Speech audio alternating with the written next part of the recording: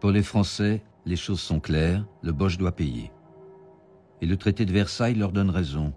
L'Allemagne doit rembourser aux vainqueurs la bagatelle de 131 milliards de marks or. L'économiste John Maynard Keynes s'insurge et démissionne du Trésor britannique.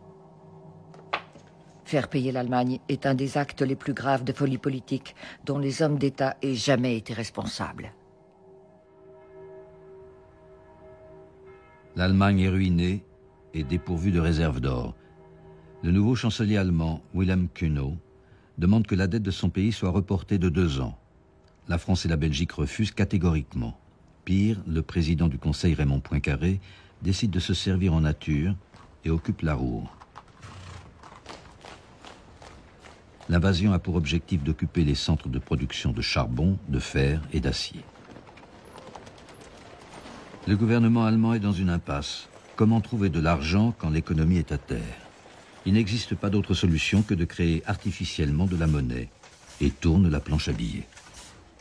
Ce qu'avait prédit John Keynes arrive, l'inflation s'accélère en Allemagne et vire à l'apocalypse monétaire.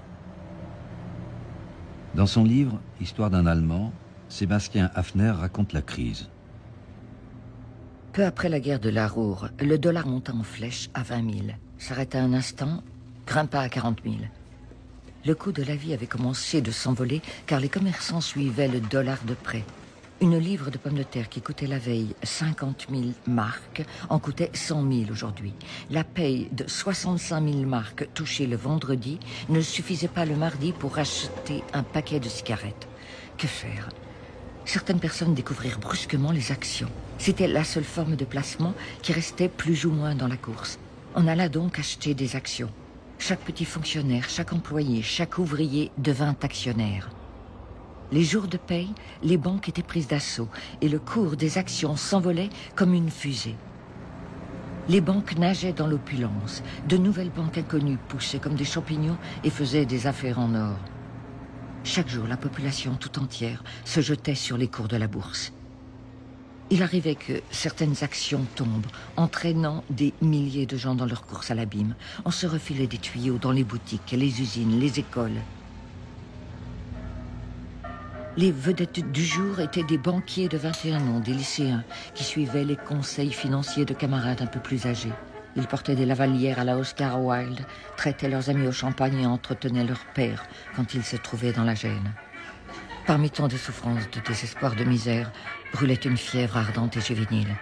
La concupiscence régnait dans une ambiance de carnaval généralisée. Voici que d'un seul coup, l'argent se trouvait dans les mains des jeunes et non plus des vieux. En outre, sa nature s'était modifiée au point qu'il ne conservait sa valeur que quelques heures. On le dépensait comme jamais et pour des choses que les vieilles gens n'achètent pas. En août, le dollar atteignit le million.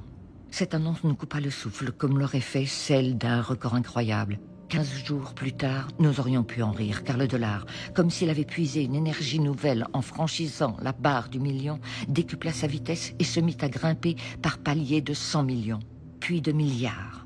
En septembre, le million n'avait plus de valeur pratique. On comptait par milliards.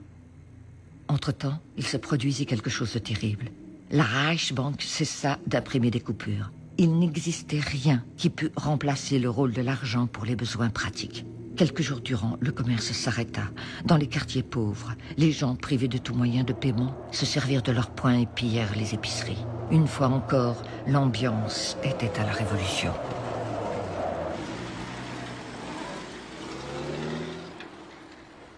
L'Allemagne ne rembourse de sa dette de guerre à la France que 9 milliards de marks or sur les 131 prévus initialement.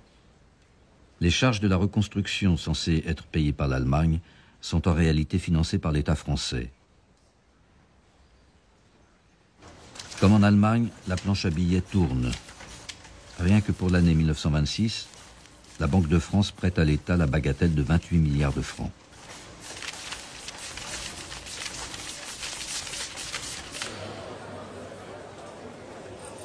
À travers toute l'Amérique, jouer à la bourse est devenu un sport national. Tout le monde veut se faire de l'argent.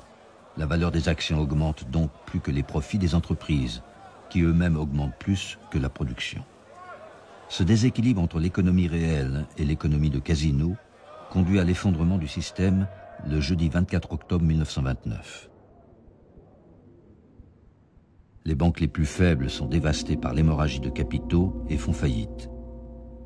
La crise devient planétaire et se propage à l'ensemble des économies occidentales.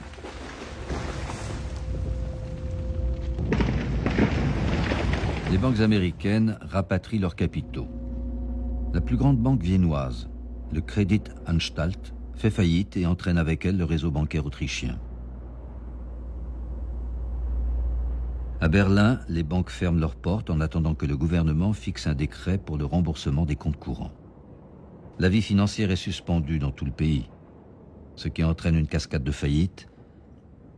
Les conséquences sociales sont dramatiques. Des millions de personnes plongent dans la pauvreté.